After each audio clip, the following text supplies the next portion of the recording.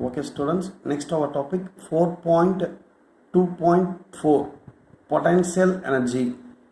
Potential energy அப்படின்னா இப்போ டேமில் வாட்டர் ஸ்டோர் ஆகிருக்கு, சர்டன் ஹைட்டில் சர்டன் மாஸில் சர்டன் கிராவிடேஷன் ஃபோர்ஸில் இருக்குது, ஆனால் ரெஸ்ட்டில் இருக்குது. அந்த ஃபார்ம் தான் பொட்டன்ஷியல் எனர்ஜின்னு சொல்கிறோம். இங்கே பொட்டன்ஷியல் எனர்ஜி ஆஃப் பாடி எதை அசோசியேட்டடாக இருக்குது அப்படின்னா, எதை சார்ந்துருக்குன்னு அப்படின்னா பொசிஷன் அண்ட் கான்ஃபிகரேஷனை சார்ந்துருக்கு. Potential energy of your body is associated with its position and configuration. அந்த எந்த ஷேப்பில் எந்த சைஸில் இருக்குது அப்படின்ற பாயிண்டில் வித் ரெஸ்பெக்ட் டு இட்ஸ் சரௌண்டிங்ஸை, அந்த சரௌண்டிங்ஸை பேஸ் பண்ணியிருக்கு அப்படிங்கிறாங்க. பொசிஷனும் கான்ஃபிகரேஷனும் அந்த எந்த பொசிஷனில் எந்த கான்ஃபிகரேஷனில் இருக்குது அப்படின்னு பார்க்கும்போது வேரியஸ் ஃபோர்ஸ் அதில் ஆக்ட் ஆகி ரிசல்ட்ன்றது தான் அதோட ரெஸ்ட் பொசிஷனில் தான் பொசிஷனும் கான்ஃபிகரேஷன் பேஸ் ஆகிருக்கு. அதான் various force acting on the body also depends on position and configuration. ஒரு ஆப்ஜெக்ட் எப்படி ரெஸ்ட் இருந்ததுன்னா அங்கே செவரல் ஃபோர்ஸ் ஆக்ட் ஆகி ஃபைனலாக அந்த ஆப்ஜெக்ட் வந்து ரெஸ்ட்டில் அந்த கான்ஃபிகரேஷனில் இருக்குது. அதான் பொட்டன்ஷியல் எனர்ஜி. இப்போது இந்த பொட்டன்ஷியல் எனர்ஜி எப்படி டிஃபைன் பண்ணுறாங்கன்னா, இந்த டயக்ராம் எடுத்துக்கிறாங்க. ஓங்கிற பாயிண்ட் ஒரு ஆப்ஜெக்ட் இந்த ஓங்கிற பாயிண்டில் இருக்குது, இந்த ஓங்கிற பாயிண்டில் இருக்குது, சர்டன் ஃபோர்ஸ் கொடுத்து பிங்கிற பாயிண்ட்டுக்கு ரீச் ஆகுது. ஸோ ஓங்கிறது இனிஷியல் பொசிஷன், பிங்கிறது ஃபைனல் பொசிஷன். இங்கிருந்து ஃபோர்ஸ் கொடுத்து சர்டன் ஹைட்டு ஹெச்ங்கிற ஹைட்டுக்கு வச்சுருக்கோம். அப்போது அந்த ஆப்ஜெக்ட்டு ஒர்க் டன் பண்ணுறோம். ஃபோர்ஸ் இன்ட்டு டிஸ்பிளேஸ்மெண்ட்டு, அது எவ்வளோ தூரம் டிஸ்பிளேஸ்மெண்ட் ஆகுது. அப்புறம் அந்த ஆப்ஜெக்ட் இங்கே ரெஸ்ட்டில் இருக்குது. இதுக்கு பேர் தான் பொட்டன்ஷியல் எனர்ஜின்னு சொல்கிறோம். So potential energy of an object at point P, இந்த பிங்கிற பாயிண்டில் டிஸ்கஸ் பண்ணும்போது amount of work done by an external force. இங்கே ஆப்ஜெக்ட் ஓங்கிற பாயிண்ட்லேருந்து நம்ம ஃபோர்ஸ் கொடுத்து எக்ஸ்டர்னலாக ஃபோர்ஸ் கொடுத்து பிங்கிற பாயிண்டில் கொண்டு வந்து நிறுத்துகிறோம். இதுதான் ஒர்க் டன். அந்த அமௌண்ட் ஆஃப் ஒர்க் டன் வந்து எக்ஸ்டர்னல் ஃபோர்ஸ் கொடுத்து இங்கே நிறுத்துகிறோம். இன் moving the object at constant velocity, கீழிருந்து மேலே போகிற வரைக்கும் ஒரே மாதிரி சீரான வெலாசிட்டியில் மூவ் பண்ணுறோம். அந்த constant velocity. From the point ஓங்கிறது இனிஷியல் லொக்கேஷன், பிங்கிறது ஃபைனல் லொக்கேஷன். இந்த ரெண்டுக்கும் உள்ள at initial point potential energy can be taken as 0. ஏன்னா இங்கே எம்ஜிஹெச்னு சொல்கிறோம். ஹெச் வந்து கிரவுண்ட்லேயே இருக்கிறதுனால இந்த ஹைட் வந்து 0. ஸோ இந்த இனிஷியல் தொடக்கத்தில் இந்த பொட்டன்ஷியல் எனர்ஜி 0, இங்கே மட்டும்தான் பொட்டன்ஷியல் எனர்ஜி ஆக்ட் ஆகுது. ஸோ இதுக்கு ஒரு மேத்தமெட்டிக்கல் ஃபார்முலா கொடுக்குறாங்க. U அப்படின்னு சொன்னோம்னா பொட்டன்ஷியல் எனர்ஜி அப்படின்னு சொல்கிறோம். Integration of F vector, F suffix A vector அப்படின்னா acceleration, force acting on the acceleration into displacement. அது ஒரு பர்டிகுலர் டைரக்ஷனில் ஒய் ஆக்சிஸில் போகுது, அதனால் டிஆர் அப்படின்னு சொல்கிறோம். டிஸ்பிளேஸ்மெண்ட் வந்து dr. So potential energy U equal to integration of F vector dot dr vector. இந்த பொட்டன்ஷியல் எனர்ஜியோட ஃபார்முலா இது 1 மார்க்கில் அது மாதிரிலாம் வரும். where the limit of integration ranges from initial location 0, தொடக்கத்தில் 0, அப்போ இங்கே 0, ஃபைனல் லொக்கேஷன் P. ஸோ இந்த பொட்டன்ஷியல் எனர்ஜி 0லேருந்து P வரைக்கும் போகுது. இதான் lower limit upper limit. So இதில் various types of potential energy 3 cases பார்க்குறோம். we have various types of potential energy. Potential energy நிறைய டைப்பில் இருக்குது. ஒவ்வொரு டைப்லையும் எப்படி பர்டிகுலர் ஃபோர்ஸ் அசோசியேட்டடாக இருக்குது அப்படின்னு பார்க்குறோம். Each type is associated with particular forces. ஒவ்வொரு பொட்டன்ஷியல் எனர்ஜிலையும் ஃபோர்ஸ் எப்படி அசோசியேட்டடாக இருக்குது, எப்படி சார்ந்துருக்குன்னு பார்க்குறோம். First point, the energy possessed by the body due to gravitation force give rises to gravitational potential energy. ஒரு ஆப்ஜெக்ட் வந்து கிரவுண்ட் வந்து சர்டன் டிஸ்டன்ஸில் கொண்டு போய் நிறுத்துகிறோம். அப்போது இங்கே வந்து ஃபோர்ஸ் வந்து கிராவிடேஷன் ஃபோர்ஸாக ஆக்ட் ஆகுது. அந்த எனர்ஜி வந்து கிராவிடேஷனல் பொட்டன்ஷியல் எனர்ஜின்னு சொல்கிறோம். நெக்ஸ்ட் வந்து இப்போ டாய்ஸு அது மாதிரிலாம் ஸ்ப்ரிங் கொடுத்தோன்னையும் அந்த ஸ்ப்ரிங்கை வச்சு ரொட்டேட் பண்ணுறோம், கிளாக் வைஸில் ரொட்டேட் பண்ணுறோம். ஸ்ப்ரிங் ரொம்ப டைட் ஆகிடுது. அப்புறம் அந்த ஃபோர்ஸை ரிலீஸ் பண்ணும்போது அந்த டாய்ஸ் வந்து இங்கேருந்து ஒரு சர்டன் டிஸ்டன்ஸ் போகுது. அப்போ அந்த ஸ்ப்ரிங்கில் ஸ்டோர் ஆகிருக்கிற எனர்ஜிக்கு பேர் பொட்டன்ஷியல் எனர்ஜி. அந்த ஸ்ப்ரிங்கில் ஸ்டோர் ஆகிருக்கு, அதுக்கு பேர் பொட்டன்ஷியல் எனர்ஜி. அதை வந்து அந்த எனர்ஜி ரிலீஸ் பண்ணோன்னே எலாஸ்டிக் மோடுக்கு வந்ததுனால elastic potential energy. Energy due to spring force and other similar force give rise to elastic potential energy. இப்போ டாய்ஸு அது மாதிரிலாம் ஸ்ப்ரிங் கொடுக்கும்போது உள்ளே வந்து எனர்ஜி ஸ்டோர் ஆகிருக்கு. அந்த ஸ்ப்ரிங் வந்து ரொட்டேட் ஆக டைட் ஆகிடுது. விட்டுட்டோம்னா அந்த எனர்ஜி ரிலீஸ் ஆகிடுது, பழைய பொசிஷனுக்கு வருது. எப்போ ஒரிஜினல் நிலைக்கு வருதோ அதுக்கு பேர் எலாஸ்டிக் அப்படின்னு சொல்லுவோம். அந்த இப்போ வந்து அந்த external energy due to spring force, அங்கே ஃபோர்ஸு ஸ்ப்ரிங்கில் ஆக்ட் ஆகிட்டு இருக்குன்னா அதுக்கு பேர் ஸ்ப்ரிங் ஃபோர்ஸ்ன்னு சொல்கிறோம். அதுக்கு பேர் எலாஸ்டிக் பொட்டன்ஷியல் எனர்ஜின்னு சொல்கிறோம். தேர்ட் எனர்ஜி வந்து எலக்ட்ரோஸ்டாட்டிக். எலக்ட்ரானா charge at rest position, first யூனிட்ல படிச்சுப்போம். Electrostatic force -q + q separated by a small distance. அதான் எலக்ட்ரோஸ்டாட்டிக். ஸ்டாட்டிக் அப்படின்னா சார்ஜஸ் அட் ரெஸ்ட். இப்போ செல், பென்டார்ச் செல்லு, அது மாதிரி சார்ஜஸ் வந்து அங்கே பேட்டரி, நம்ம பேட்டரியில் பார்க்குறோம். பென்டார்ச் பேட்டரியில் சார்ஜஸ் அங்கே உள்ள ப்ரெசென்ட்டாக இருக்கும். நம்ம தேவைன்னா எக்ஸ்டர்னல் ஒயர் கொடுத்து கரண்ட் மூலிமா அது செல் மூலிமா நம்ம சார்ஜ் எடுத்துக்குவோம். இல்லைன்னா அந்த சார்ஜ் அந்த செல்லே ஸ்டோர் ஆகிருக்கும். இதுக்கு பேர் தான் எலக்ட்ரோஸ்டாட்டிக் ஃபோர்ஸ்ன்னு சொல்கிறோம். Energy due to electrostatic force on charges give rise to electrostatic potential energy. அந்த ஒரு செல்லு பாசிட்டிவ் நெகட்டிவ் இருக்கும், உள்ள சார்ஜஸ் ப்ரெசென்ட்டாக இருக்கும். நம்மளுக்கு எப்போ தேவையோ அந்த சார்ஜஸை வெளியில் எடுப்போம். இதுக்கு பேர் தான் எலக்ட்ரோஸ்டாட்டிக் பொட்டன்ஷியல் எனர்ஜின்னு சொல்கிறோம். எலக்ட்ரோ அப்படின்னா எலக்ட்ரிக் சார்ஜஸ்ஸு ரெஸ்ட்டில் இருக்குது. அது அந்த எனர்ஜி வந்து பொட்டன்ஷியல் எனர்ஜி அப்படியே ஸ்டோரேஜாக இருக்குது. நெக்ஸ்ட் வந்து 4.25 அப்படிங்கிற 4.25ல் potential energy near the surface of the earth. பூமிக்கு இப்போ இந்த ஃபிகர் 4.8 எகைன் 4.8 எடுத்துக்கிறோம்.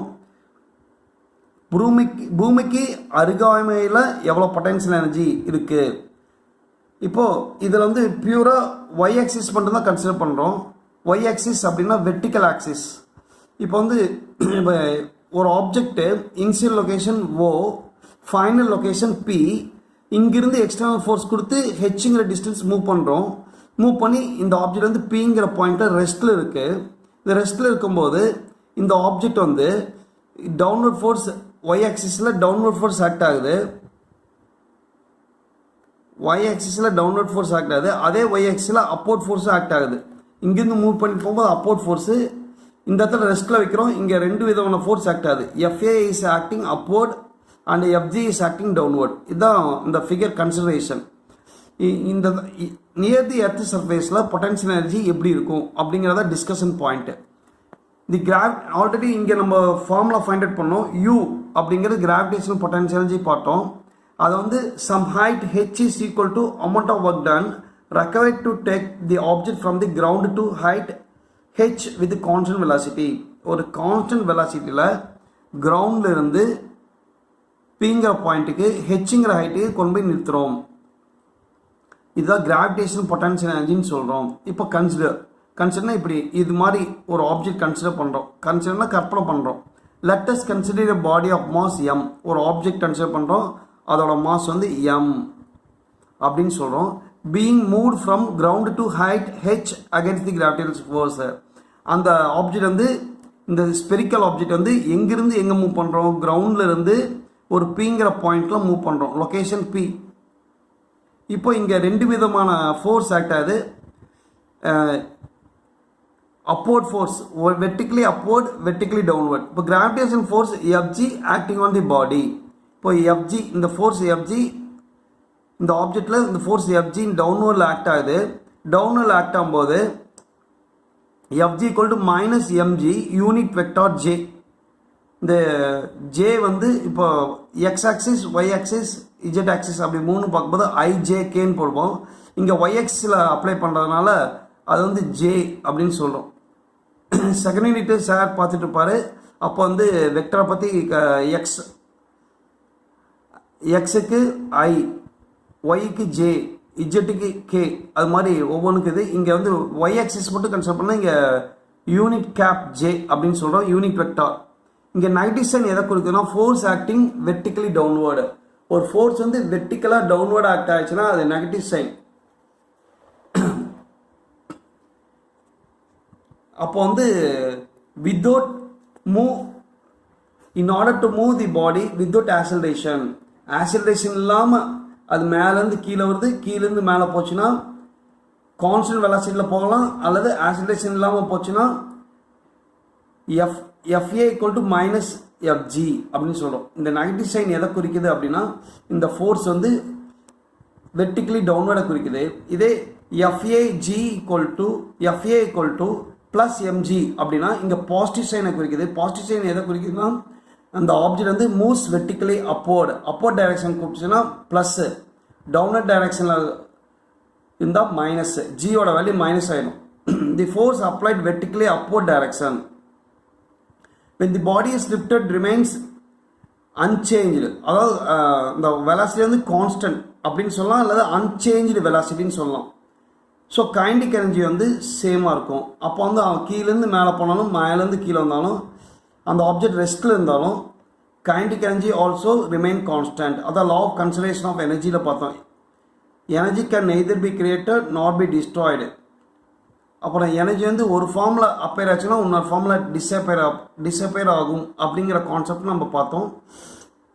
இங்கே கிராவிடேஷன் பொட்டன்ஷியல் எனர்ஜி U நம்ம ஜென்ரல் ஃபார்ம்லாம் நம்மளுக்கு தெரியும்.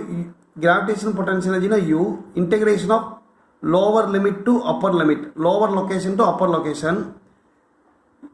F vector dot TR vector, அந்த இங்கே ஒரே ஒரு டைரக்ஷனில் பர்டிகுலர் டைரக்ஷனில் மூவ் ஆகுது, ஒய் ஆக்சிஸில் மூவ் ஆகுது, அதனால் டிஆர்னு சொல்கிறோம். இங்கே டிஸ்பிளேஸ்மெண்ட் வந்து டிஆர், அது மூவிங் ஆர் டிஸ்பிளேஸ்மெண்ட். இங்கே வந்து acceleration force acting on the acceleration, அதனால் எஃப் வெக்டார் ஏ அப்படின்னு சொல்கிறோம். இப்போ நம்மளுக்கு இன்சியலாக அந்த ஆப்ஜெக்ட் வந்து ஜீரோவில் இருக்குது, கிரவுண்டில் இருக்குது. எது வரைக்கும் மூவ் ஆகுதுன்னா பிங்கிற பாயிண்டில் மூவ் ஆகுது. அந்த பிங்கிற டிஸ்டன்ஸ் வந்து ஹெச், இந்த பிங்கிற பாயிண்டில் உள்ள டிஸ்டன்ஸ் ஹெச்ன்னு சொல்கிறோம். ஸோ இன்சியலி ஜீரோ, ஃபைனலி ஹெச்ங்கிற ஹைட் அட்டைன் ஆகுது. அதுதான் integration of zero to H. ஜீரோனா கிரவுண்டு பொசிஷன், ஹெச்னா ஹைட், அது எவ்வளோ தூரம் மேக்ஸிமம் ஹைட் இருக்கோ. இங்கே வந்து modulus of F vector dot TR vector cos theta. நம்ம ஆல்ரெடி வேணும் ரெண்டு வெக்டார் டாட் ப்ராடக்ட்ல இருந்துன்னா ஸ்கேலர், அது வந்து ஸ்கேலர் தான் சொல்கிறோம். A B cos theta. இங்கே F vector dot TR vector வந்து F into D R cos theta அப்படிங்கிற ஃபார்முக்கு போயிடும். So zero to H F dot B அப்படிங்கிறது ஏபி காஸ் தீட்டான்னு ஃபார்முலா போடும். ஏ வந்து எஃப், பி வந்து டிஆர். காஸ் தீட்டாங்கிறது அதோட ஸ்கேலர் ஃபார்முக்கு மாற்றும்போது அதோட value cos theta. Since displacement and applied force are same upward direction, இங்கே கீழிருந்து மேலே போகும்போது Y axis, displacement Y axis ரெண்டுமே ஒரே டைரக்ஷனில் இருக்கனால அதோட ஆங்கிள் வந்து 0 டிகிரி. ஆல்ரெடி வீணோ நான் காஸ் வந்து 0லேருந்து 90 வரைக்கும் மினிமம் மெமரி பண்ணுங்கன்னு சொல்லியிருக்கேன். Cos 0ஓட value 1. ஸோ இந்த இடத்துல காஸ் 0 ஈக்குவல் டு 1 அப்ளை பண்ணால் என்ன ஆயிரும்? 0 டு ஹெச் எஃப் வெளியில் எடுத்துறோம், டிஆர் மட்டும் வரும். இங்கே வந்து நம்மளுக்கு என்ன ஃபார்மில் இருக்குது? இன்டெகிரேஷன் ஆஃப் டிஎக்ஸ் ஃபார்மில் இருக்குது.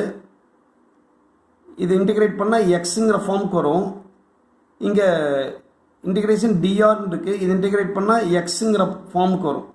அதான் இங்கே நம்ம ஆல்ரெடி வேணும் force equal to mass into acceleration. Force equal to mass into acceleration.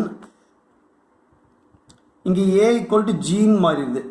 A equal to G அப்படின்னா எஃப் ஈக்குவல் டு எம்ஜின்னு ஆயிடுது. ஸோ எஃபோட வேல்யூ எம்ஜி, டிஆரோட வேல்யூ டிஆர். இப்போ இது இன்டெகிரேட் பண்ணுறோம். இது இன்டெகிரேஷன் ஆஃப் டிஎக்ஸ் ஃபார்மில் இருக்குது, எக்ஸ். இது இன்டெகிரல் ஃபார்மில் ஒரு 10 ஃபார்மில் இருக்குது, அது மெமரி பண்ணிடணும். இது இங்கே டிஆர் அப்படின்னா ஆர்னு வரும். ஆர்னு அப்புறமா லிமிட் அப்ளை பண்ணுறோம். Lower limit 0, upper limit H. இப்போ வந்து ஃபார்மில் வந்து after substituting limit, upper limit difference lower limit. இப்போ வந்து எம்ஜி இந்த ஆறுங்கிற இடத்துல அப்பர் லிமிட் அப்ளை பண்ணுறோம், H difference of lower limit 0. இப்போ வந்து எம்ஜி உள்ள மல்டிப்ளை எம்ஜி ஹெச்னு வரும். அப்புறம்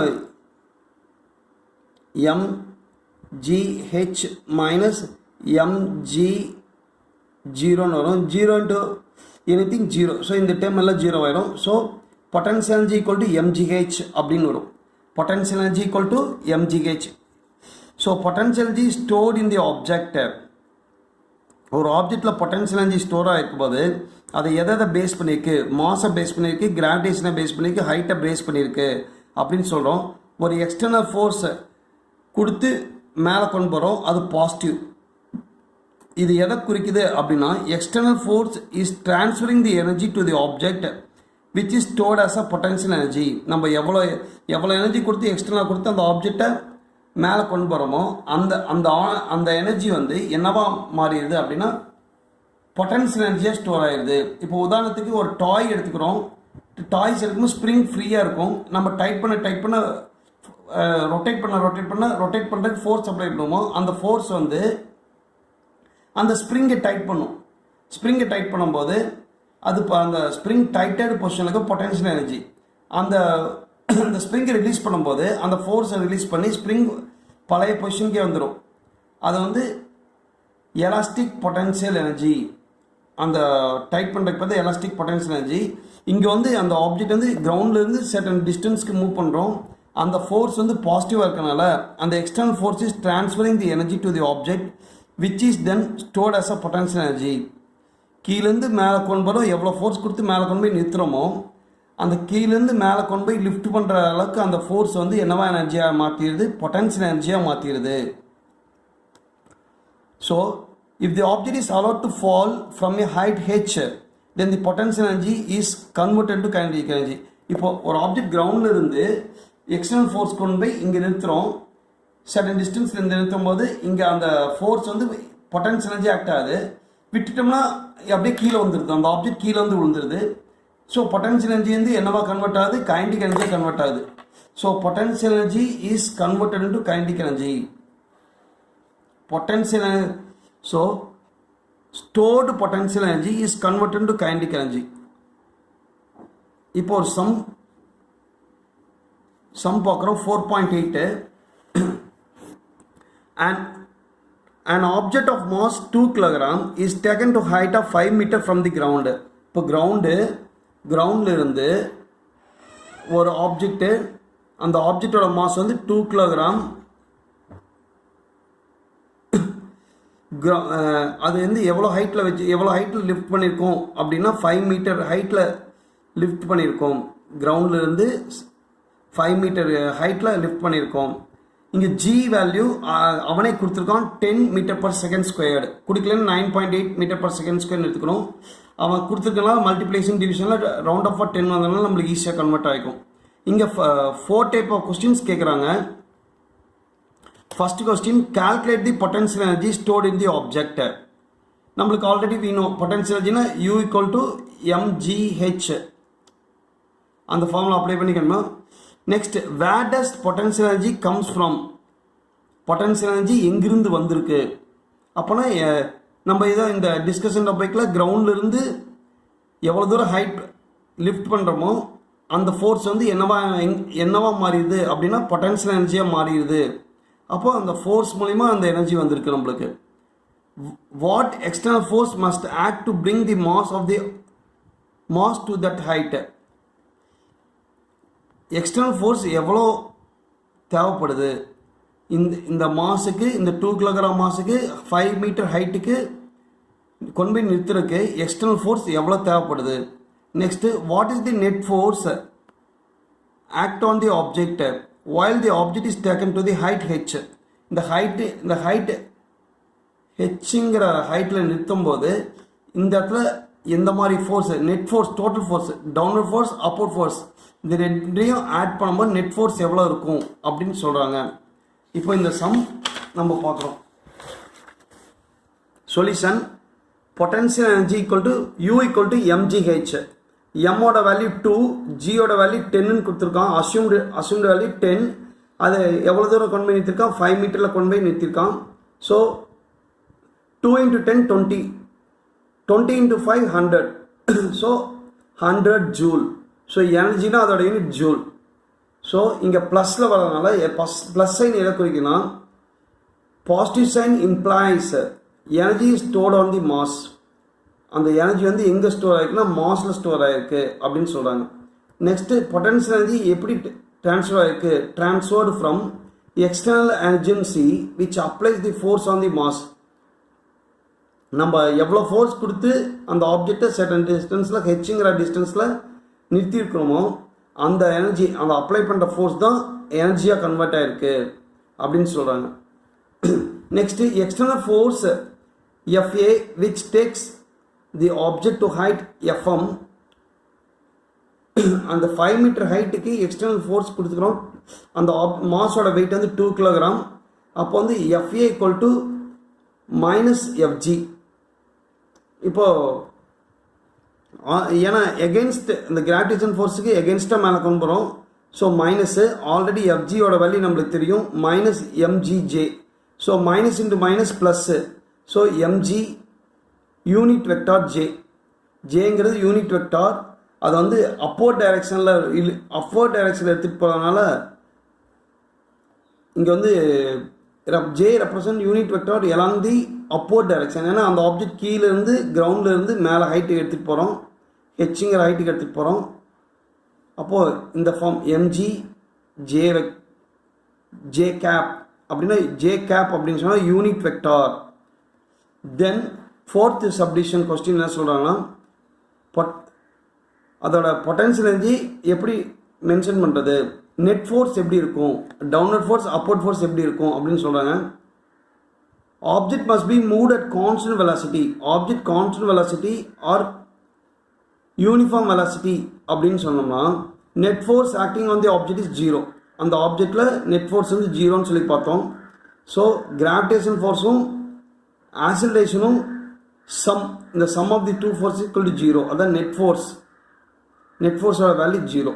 ஸோ இதோட இன்றைக்கி நம்ம வைண்ட் அப் பண்ணுறோம்.